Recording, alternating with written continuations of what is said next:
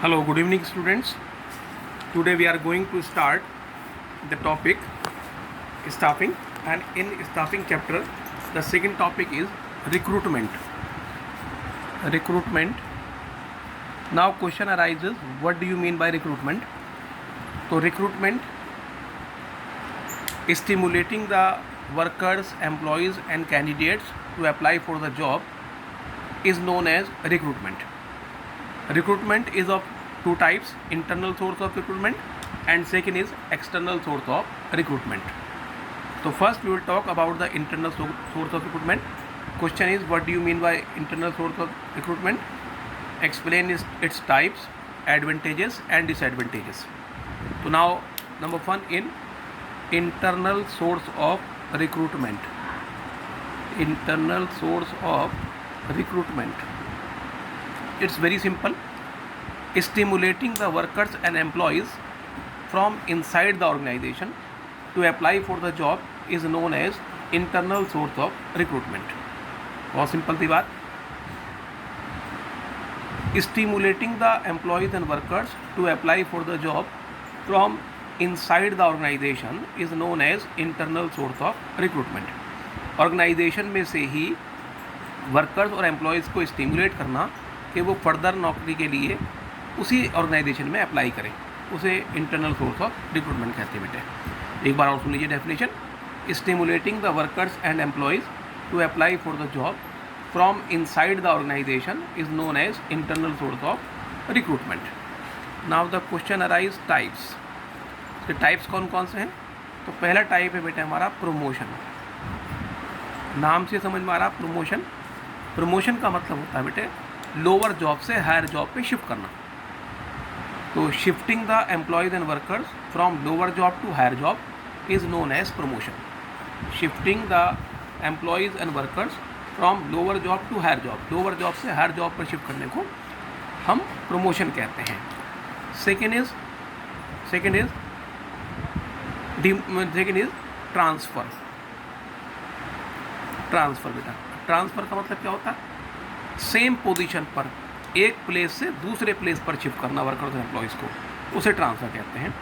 तो shifting the employees and workers from one place to another place on the same position is known as transfer. एक place से दूसरे place पर same position पर shift करने को ट्रांसफ़र कहते हैं बेटे. नेक्स्ट हमारा बनता है advantages. Advantages of internal source of recruitment. तो नंबर वन इज़ इकोनॉमिकल. क्या है बेटे? ये बहुत इकोनॉमिकल सोर्स है. मैनेजमेंट को कुछ भी नहीं खर्चा करना पड़ता रिक्रूटमेंट पर, है ना. तो internal source of recruitment is very economical source of recruitment because management has to spend nothing. कुछ भी नहीं खर्चा करना पड़ता मैनेजमेंट को. काहे पर? On collection of application, application के कलेक्शन पर, एडवर्टीजमेंट पर, होल्डिंग टेस्ट पर एंड कॉलिंग फॉर इंटरव्यूज़ पर. वो कुछ भी खर्चा नहीं करना पड़ता ऑर्गेनाइजेशन को, इसलिए सस्ता होता है. सेकंड सोर्स आता है इसमें हमारा बेटा जी promotional chances. Promotional chances.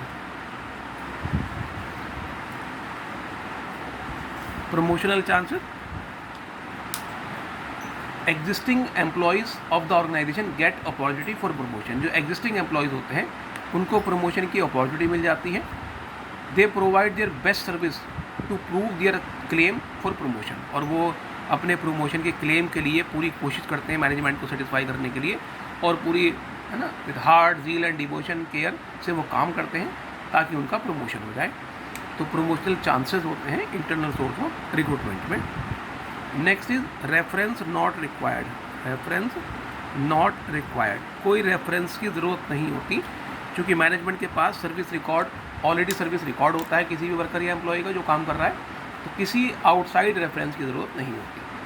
Service record of the employees is available in the organisation, therefore any outside reference is not required. इसलिए किसी आउटसाइड रेफरेंस की ज़रूरत नहीं होती. नेक्स्ट है बेटे हमारा ईजी सिलेक्शन. Easy selection. जो वर्कर और एम्प्लॉय का जो सिलेक्शन होता है वो बहुत ईजी होता है.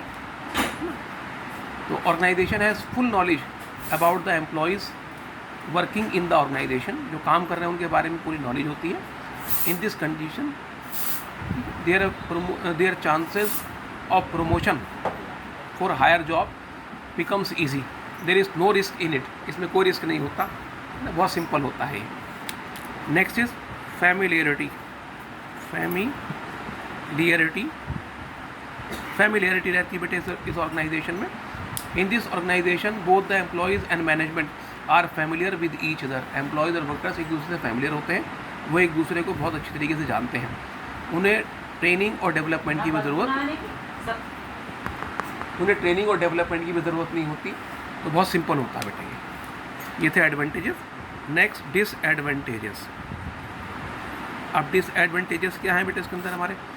पहला डिसएडवांटेज है stop the entry of young blood. Stop the entry of young blood. Young blood की एंट्री स्टॉप हो जाती है, इसमें यंग ब्लड को एंट्री नहीं मिलती। तो जो सबसे बड़ा डिफेक्ट है इंटरनल सोर्स ऑफ रिक्रूटमेंट का वो है कि इसमें यंग ब्लड की एंट्री नहीं मिल पाती। जो टेक्निकली साउंड लोग होते हैं उन्हें चांस नहीं मिल पाता। The greatest defect in the system of internal source of recruitment is that the young and technically sound people do not get a chance to enter in the organisation. Second है limited choice management के पास limited होती है। जो available है उन्हीं में से काम चलाना पड़ता है। अगर वो बेकार है तो बेकार ऑर्गेनाइजेशन को मिल जाएंगे। तो एक नुकसान इसका ये है, in internal source of recruitment the management has limited choice for the new और हायर पोस्ट। नई और हायर पोस्ट के लिए लिमिटेड चॉइस होती है। थर्ड डिसएडवांटेज है not suitable for a new organisation. Not suitable for a new organisation. New organisation के लिए सूटेबल नहीं है, न्यू के लिए सूटेबल नहीं है।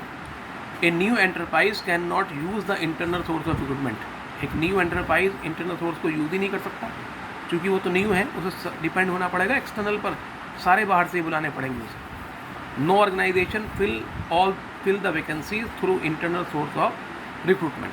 कोई भी ऑर्गेनाइजेशन जो है अपनी सारे वैकेंसीज को इंटरनल सोर्स से नहीं फिल कर सकता, और जो नया ऑर्गेनाइजेशन है उसमें सारे नए चाहिए, सारे बाहर से बुलाने पड़ेंगे हमें, तो उस कंडीशन में ये हमारे लिए यूजलेस है।